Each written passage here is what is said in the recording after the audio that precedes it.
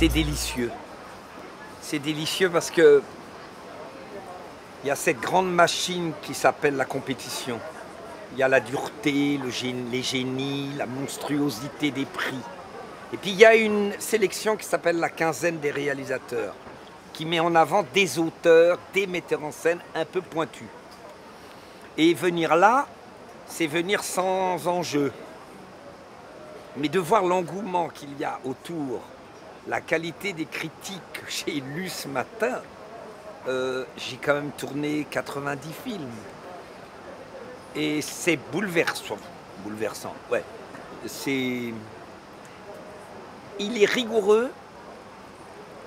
Il a fait un film, Nicolas Pariser, sans faire un produit consommable obligatoirement avec des critères pour que ça plaise.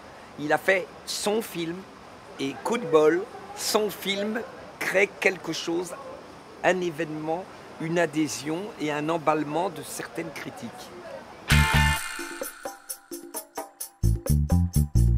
Quand je lis un scénario, je comprends rien à ce que j'y comprends rien et c'est très bon signe de rien comprendre dans notre métier. Il ne faut pas comprendre trop de choses.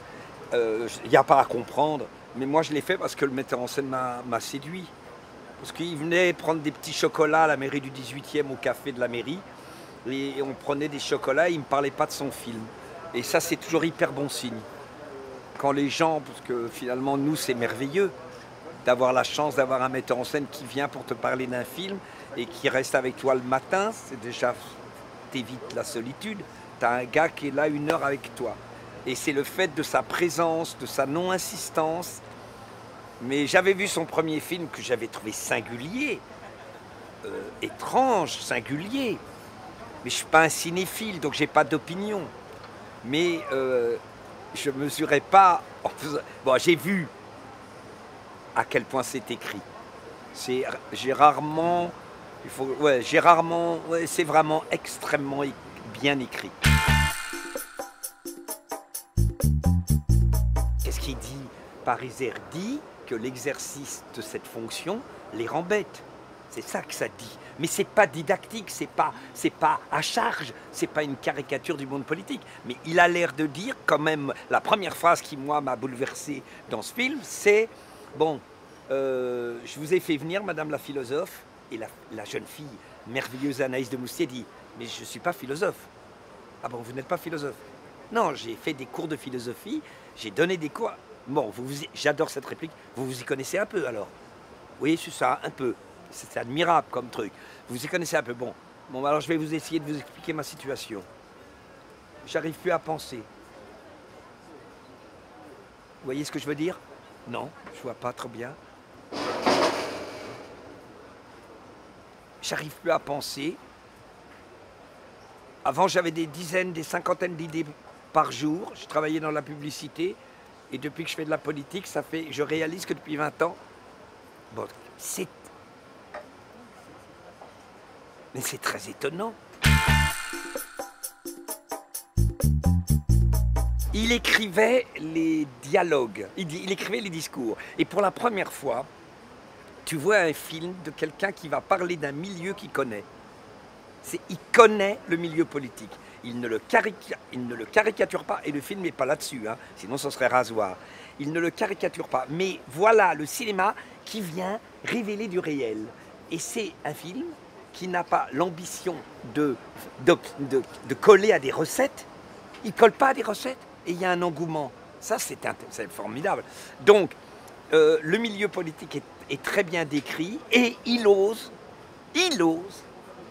confronter un homme qui a été une super bombe atomique dans la politique, qui va avoir un énorme coup de fatigue, un coup de dépression, et il va rencontrer une prof de philo admirable, jouée par Anaïs de Moustier, qui elle aussi, et je peux dire que la morale, puisqu'il aime bien Romer, mais que la morale c'est quand on est à ce niveau d'acuité, d'intelligence du personnage, je ne parle pas de moi, hein, je ne suis pas dingue, eh bien, manifestement, il abandonne quand même. Donc c'est très étonnant.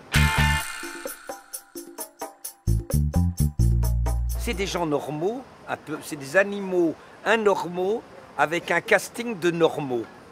Il n'y a rien de plus normal, ils lisent pas, ils connaissent très mal la musique. C'est pas des gens, c'est des gens organiques, c'est des animaux. Même si après, comme Sarkozy, montre qu'ils connaissent Flaubert, Céline, etc. Mais à la base, c'est bizarre un homme politique. Et puis après, je vous répondrai sur le truc. C'est bizarre un homme politique parce que c'est des animaux.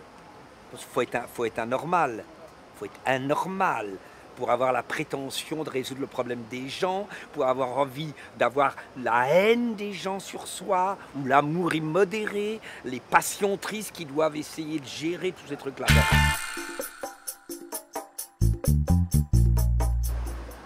Non, parce qu'il y a maintenant une doxa, ils peuvent rien, ils sont dépassés. Moi, j'ai pas envie de prendre leur parti. Là, j'ai dit un peu de mal d'eux, maintenant je peux en dire du bien.